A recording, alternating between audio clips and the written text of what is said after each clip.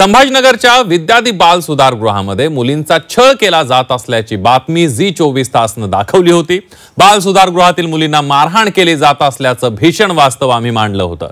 झी24 तासच्या या बातमीची मुख्यमंत्र्यांनी दखल घेत जिल्हा बाल विकास अधिकाऱ्यांना निलंबित करण्याचे आदेश दिलेत। बघूया।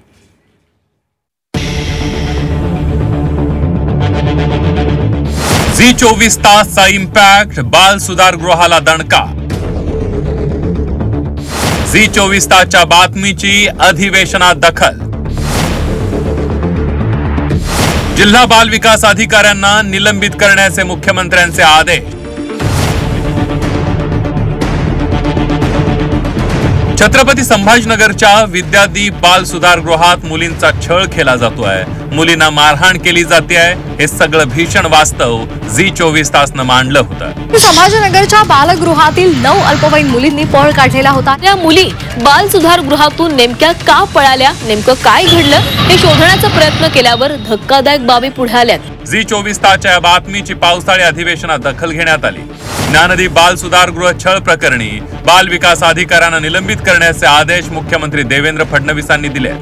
या संदर्भात चौकशी करण्यासाठी नेमलेल्या 3 महिला पोलीस निरीक्षकांची समिती गुरुवारी त्यांचा अंतिम अहवाल सादर करणार आहे। या अहवालात दोषी असलेल्या सर्व लोकांना निलंबित करण्यात येईल अशी माहिती मुख्यमंत्र्यांनी दिली आहे। ज्या काही अनियमितता त्या ठिकाणी बाहेर आलेल्या आहेत त्या अतिशय भयानक आहेत।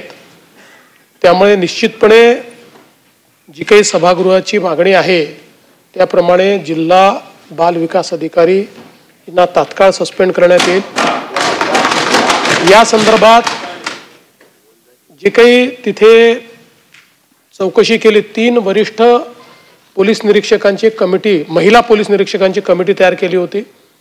या कमिटीने त्या ठिकाणी मुलींची चर्चा केली। 80 मुली त्या ठिकाणी आहेत।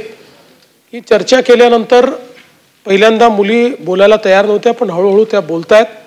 त्यातनं अनेक गंभीर गोष्टी बाहेर आल्यामुळे या संदर्भातला गुन्हा दाखल केलेला आहे।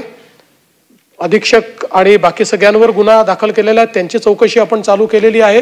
तर मुख्यमंत्र्यांनी या प्रकरणात गुन्हा दाखल करण्याचे आदेश दिल्यानंतर तत्काळ या प्रकरणात गुन्हा दाखल करून चौकशी सुरू करण्यात आली आहे, तर काहींना अटकही करण्यात आली आहे। यात आम्ही FIR दाखल केलेली आहे आणि तपास सुरू करण्यात आलेली आहे।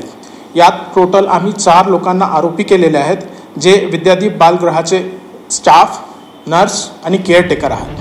9 मुली बाल सुधारगृहातून पळून गेल्यानंतर सामाजिक कार्यकर्त्या हर्षू ठाकूर यांच्या मदतीनं पोलिसांनी त्यांना बालगृहात सोडलं। मात्र त्यानंतर मुलींनी त्यांच्या छळाची गोष्ट ठाकूर यांना सांगितली आणि याला वाचा फोडण्यासाठी हर्षू ठाकूर यांनी झी24 तासच्या माध्यमातून जगासमोर मांडली। या बाल सुधारगृहावर काय आरोप आहे त्यावर एक नजर टाकूया। साधं पोट दुखलं तरी प्रेग्नन्सी टेस्ट केली जाते। दुखणं कुठलंही असो, फक्त एक पांढरी गोळी उपचारासाठी दिली जाते। यातून काही मुलींना इन्फेक्शन झाल्याचा आरोप करण्यात आलाय। फार बरं नसेल तर अंगावर पवित्र पाणी शिंपडलं जातं आणि पाण्याच्या सहाय्यानं कपाळावर क्रॉस काढलं जातं। ऐकलं नाही तर मुलींना जबर मारहाण केली जाते। एका मुलीला तोंडातून रक्त येईपर्यंत मारण्यात आलं होतं। मुलींची जवळीक वाढली तर त्यांना लेस्बियन म्हणून हिणवलं जातं। झोपण्याच्या रूम मध्ये कॅमेरा लावल्यानं कपडे सुद्धा कॅमेऱ्यासमोर बदलावे लागतात। बाल सुधारगृहामधून जर मुली पळून गेल्या तर हे खूप मोठा मुद्दा आहे। हे काही लहान मुद्दा नाहीये। 9 मुली पळून गेल्यात, मग ह्याची पूर्ण चौकशी शहानिशा करायची। कोणी जरी चुकीचं असेल तर त्यांच्यावर गुन्हे दाखल करायचे, पोलीस स्टेशनमध्ये घेऊन त्या मुलीचे स्टेटमेंट, त्या मुलींचं मेडिकल करून नंतर बाल कल्याण समितीला न्यायचं असतं। तुम्ही कोणाच्या दबावाखाली सरळ सरळ बाल कल्याण समितीला नेताय? तुम्हाला एवढं प्रेशर कशाचं आहे की मुली ओरडून ओरडून सांगताय, गाडीच्या असं काचा फोडण्याचा प्रयत्न करतायत, चालत्या गाडीतून उडी मारायचा प्रयत्न करताय की आम्हाला न्याय पाहिजे, इथं आम्हाला कोणीच न्याय देणार नाहीये, आम्ही कोर्टामध्ये कशाला आलो? आणि मग ह्या मुली कसं आहेत, मेंटली डिस्टर्ब असतात म्हणून एक दुसऱ्यांना मानसिक आधार देतात। तर ह्या कधी जवळ आल्या किंवा हात वगैरे फिरवलं डोक्यावरून, एक दुसरीचं दुःख दर्द अगर समजली तर त्या मुलींना हे लेस्बियनचा आरोप टाकतात। तर दुसरीकडे विद्यादीप बालगृहाची मुदत 5 मे रोजी संपल्याचं हायकोर्टाच्या सुनावणीत उघड झालंय। धक्कादायक म्हणजे याची माहिती खुद्द प्रशासनानेच कोर्टात दिली आहे। मुदत 5 मेला संपली आहे आणि नूतनीकरण प्रस्ताव शासनाकडे पेंडिंग आहे असं सांगण्यात आलं। अशा अनधिकृत बालगृहात 80 मुली ठेवल्या कशा असा सवाल हायकोर्टाने शासनाला केला। हे सगळं प्रकरण धक्कादायक आहे. मुळात परवानगी संपलेल्या बालगृहात मुली कशा ठेवल्या असाही सवाल झी 24 तासनं उपस्थित केला होता.